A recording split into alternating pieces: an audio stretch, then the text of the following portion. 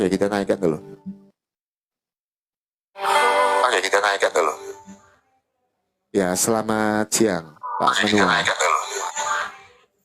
Siang. Selamat siang, Pak. Selamat siang Om, selamat hari weekend ya. Ya, Tuhan berkati. Tuhan berkati. Saya Oh, sudah Kristen, lama Pak. Iya, saya kalau ditanya gitu bingung Om, karena KTP masih Islam, tapi genap hampir kurang 2 minggu lagi saya 1 tahun ini mengenal Tuhan Yesus Om. Haleluya. Sudah dibaptis, Pak? Eh, ini yang saya akan buat satu kesaksian saya Om. Boleh, silakan, Pak. Terima kasih Ya, Om. tapi kalau bisa kesaksiannya tidak menjatuhkan iman lain, Pak ya. Fokus tidak, dengan tidak. kebaikan Tuhan di dalam kehidupan kita. Silakan. Saya dan teman-teman di bawah yang typing, sekali lagi kesaksian saya ini bukan untuk menyombongkan diri pribadi, bukan untuk suatu kemegahan diri pribadi, apalagi pujian dan satu apa ya istilahnya minta dipuji atau mungkin diakui, tidak, tapi saya memberikan kesaksian ini semata-mata untuk memuliakan nama Tuhan. Ya Om, kesaksian Silakan. September 2023 saya umur 59 Om, kurang 15 bulan lagi saya pensiun, dan ya puji Tuhan masih sehat sampai hari ini. Di bulan September tahun lalu saya yang tidak pernah berpikir tentang apalagi mencari-cari kesalahan atau mencari-cari pembenaran di buku-buku lain ya istilahnya. Jadi malam itu kalau tanggalnya sekitar tanggal 9 atau 10, saya agak lupa Om, 9-10 September, tapi itu masih awal bulan, minggu pertama. Tiba-tiba entah saya melamun, entah saya halusinasi, entah saya hanya sekedar bermimpi atau bagaimana, saya tidak tahu. Di malam itu saya melihat sosok yang bersinar, bercahaya, dan saya tidak melihat wajahnya, saya tidak melihat tubuhnya, tetapi saya melihat di latar belakang itu ada jubah.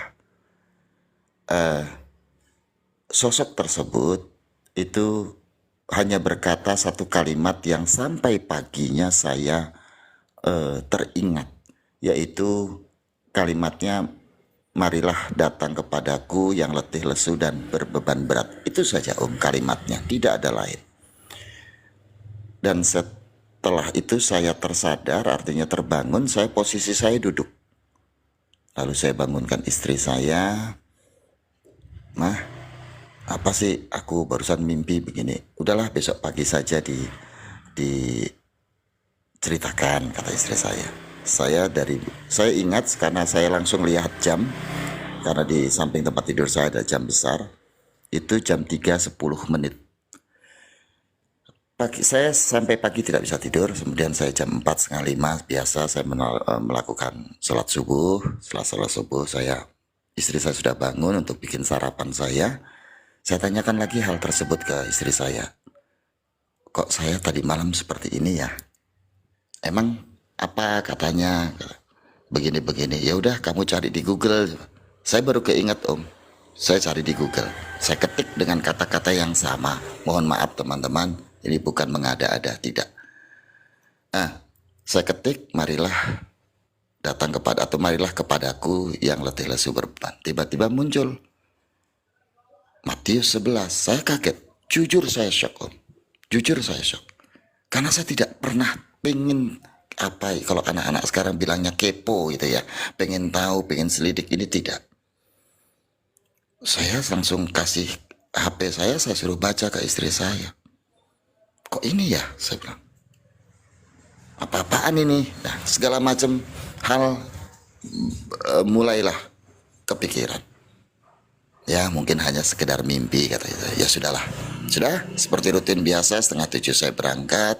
Sesiang pun saya sudah tidak ingat apapun sampai sekitar 2 bulan setelah itu. Jadi bulan November Om, bulan ini seperti bulan ini, bulan November 2023, istri saya mengalami hal yang sama Om. Di tengah malam dia meronta-ronta, dia teriak-teriak panggil nama saya sambil pegang saya. Saya kaget, saya bangun. Ada apa? Ma, aku ketemu. Ketemu apa? Udah, saya ambilkan minum air putih, lalu dia cerita bahwa kamu pernah cerita ya waktu itu ya gini. Iya, kenapa? Aku juga ketemu. Nah, mulailah Om, satu pertanyaan yang tidak bisa saya jawab. Mohon maaf Om, kesaksian kanan, kiri, depan, belakang saya tinggal di daerah yang agamis sekali. Dan saya mohon maaf teman-teman, ini mungkin bagi teman-teman yang pernah mendengar kesaksian saya bekerja, saya mengabdikan diri saya di ujung masa pensiun saya ini di sekolah yang berafiliasi dengan Departemen Agama Om. Om kesaksian mungkin paham apa yang saya maksud. Mulai sejak itu di bulan November itu saya pergumulan. Bulan Desember saya pulang kampung ke daerah Wonosari, Gunung Kidul Om. Lalu saya ajak istri saya, "Mah, kita ke gereja yuk, kita tanya-tanya tentang ini karena ini ayat Alkitab," saya bilang. "Ya yuk." Kami beres-beres, kami secara diam-diam kami ke gereja. Dan yang kebetulan kami masuki gereja itulah gereja Katolik Om. Di salah satu gereja Katolik di Gunung Kidul. Saya bertemu dengan pekerja di sana, kemudian saya dipertemukan dengan Romo. Lalu Romo, saya diskusi hampir 2 jam. Lalu tiba-tiba saya tidak tahu, pikiran saya luar biasa mengembara ke sana kemari. Lalu Romo bertanya, "Pak Wid, Ibu, bagaimana setelah ini?" Tiba-tiba saya bilang, "Kok saya merasakan satu hal yang belum pernah saya rasakan seumur hidup saya, Romo," saya bilang. Lalu Romo berbicara begini, saya tidak akan buka di sini, teman-teman takut ada yang tersinggung. Lalu, "Bersediakah Bapak dan Ibu pengakuan iman?" Saya tanpa pikir 2-3 kali Om kesaksian, saya bilang, "Kami bersedia Romo." Lalu Romo tumpangkan tangan di kepala saya dan istri, "Ikuti kata-kata saya," kata Romo. "Baik Romo, kami ikuti pengakuan iman tersebut." Selesai itu kami bicara lagi bahwa nanti Bapak kalau memang sudah mantap untuk bisa belajar Alkitab, ikuti pembelajaran selama maksimal atau selama-lamanya 1 tahun setiap hari Minggu. Lalu setelah itu jika sudah siap nanti Bapak akan dibaptis. "Baik Romo."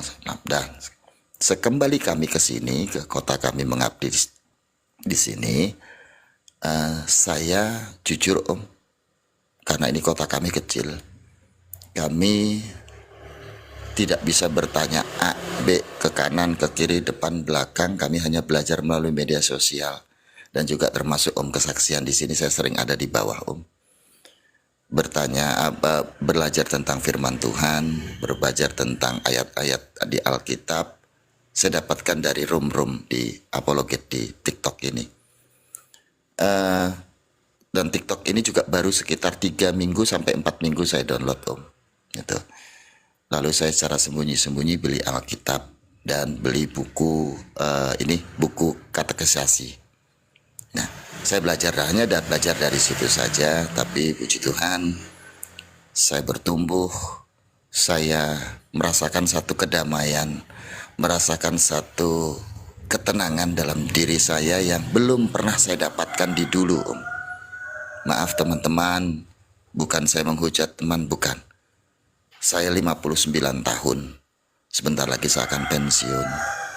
Saya sudah bicara dengan anak-anak saya, minta maaf kepada anak-anak saya bahwa Bapak punya keyakinan yang baru. Dan puji Tuhan, anak-anak tidak keberatan. Nah, yang ingin saya saksikan Om kesaksian adalah dalam 1 tahun perjalanan pembelajaran saya ini yang hanya terbatas karena saya belum pembelajaran dan belum dibaptis. Karena saya menunggu waktu, Om. Menunggu waktu untuk saya concern, dan puji Tuhan, ini saya gembira sekali. Minggu kemarin adalah minggu pertama saya masuk gereja dan beribadah di salah satu gereja Katolik sedikit di luar kota dari daerah saya, Om.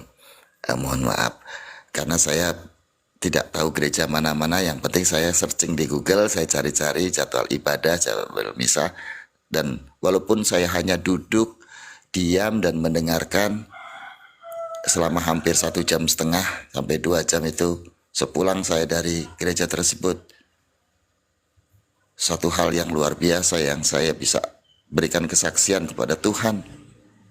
Jadi saya menangis, Om. Rasa damai, tenang. Saya sambil berucap syukur. Terima kasih. Di ujung usia saya ini, saya masih diberikan satu kesempatan dan waktu untuk saya mendapatkan satu kebenaran. 58 tahun yang lalu, saya menjalankan rutinitas seperti apa yang diajarkan oleh keyakinan saya. Mohon maaf, mungkin kalau di lingkungan saya, di perumahan saya ini, segala sesuatu yang berkaitan dengan keyakinan lama saya lepas, Om. Dan itu juga menimbulkan satu pertanyaan yang mungkin belum tersampaikan oleh tetangga, bapak-bapak, dan lain sebagainya. Karena saya ketua DKM, Om. Saya ketua DKM masjid di perumahan saya. Saya dengan beribu macam alasan, saya bilang saya sudah tua, saya ingin yang muda-muda yang lebih punya tanggung jawab dan energik, dan berbagai macam alasan, Om. Nah, kesaksian saya pada Om kesaksian adalah saya merasa damai, Om. Saya merasa terang sekali. Saya merasa apa yang ada di pikiran saya, apa yang ada di hati saya, ingin saya sampaikan kepada Tuhan Allah, itu tersampai dengan saya mengerti, Om. Dengan bahasa saya, dengan pemahaman saya, dengan pengertian saya. Ini yang setiap saya berdoa setiap malam sama istri saya, itu nggak pernah untuk meneteskan air mata, Om. Karena saya mengerti. Karena saya mengerti apa yang ingin saya sampaikan. Saya berdoa, ya Allah, Bapa kami, jamah setiap anak kami, jamah setiap cucu-cucu kami, berikan mereka kesehatan, berikan mereka kemampuan, cukupkan apa yang mereka butuhkan. Jadi kalimat yang keluar dari mulut saya ini saya mengerti, Om. Dan secara spesifik mengkerucut kepada satu niat. Maaf teman-teman, bukan saya membandingkan, tidak. Selama ini saya berdoa seperti yang diajarkan. Tetapi setiap malam dan pagi, seperti tadi pagi saya bangun, saya bilang sama istri saya, dan istri saya selalu mengingatkan, kita doa dulu ya Pak.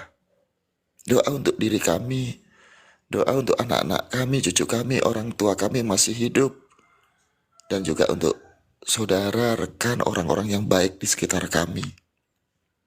Kami doakan tiap pagi, Om, sebelum memulai hari. Maaf, Om. Dan setelah kami berdoa, hanya sekitar 5 sampai mungkin 10 menit, tidak sampai, keteduhan, rasa damai, rasa gembira. Kalau saya mohon maaf, mungkin bahasa saya belum bahasa kekristenan, tapi saya mengenal ada yang tumpang tangan, ada yang sukacita, itu juga karena belajar baru-baru ini. Artinya saya memakai bahasa yang saya mengerti. Saya mendoakan anak saya mendoakan cucu saya mendoakan mertua saya, kalau orang tua saya sudah meninggal dua-duanya, mendoakan mertua saya masih sehat, masih hidup. Saya berdoa untuk saudara-saudara istri saya, berdoa kepada orang-orang di sekitar saya, orang-orang yang baik, orang-orang yang mungkin punya masalah dengan saya doakan. Inilah Om, kesaksian saya di hari ini. Mudah-mudahan besok minggu saya bisa bergereja kembali, jadi gereja yang kedua kalinya dalam hidup saya. Haleluya.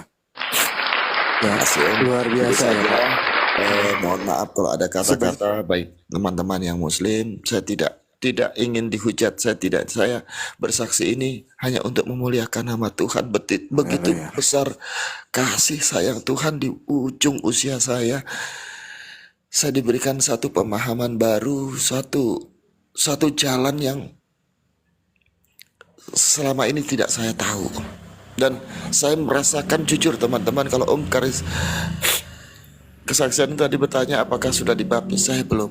Saya sudah bertekad secepatnya, karena memang aturannya harus melalui pembelajaran, saya akan Betul. ikuti Om. Saya akan Betul.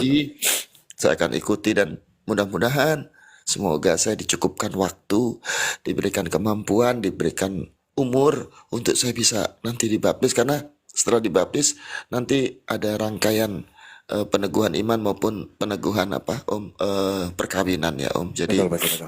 ya, jadi saya masih banyak PR Om, tapi saya minta doa dari teman-teman Amin. Kristen di sini. Saya diberikan waktu yang cukup dan juga diberikan kemampuan saya sampai di titik tersebut.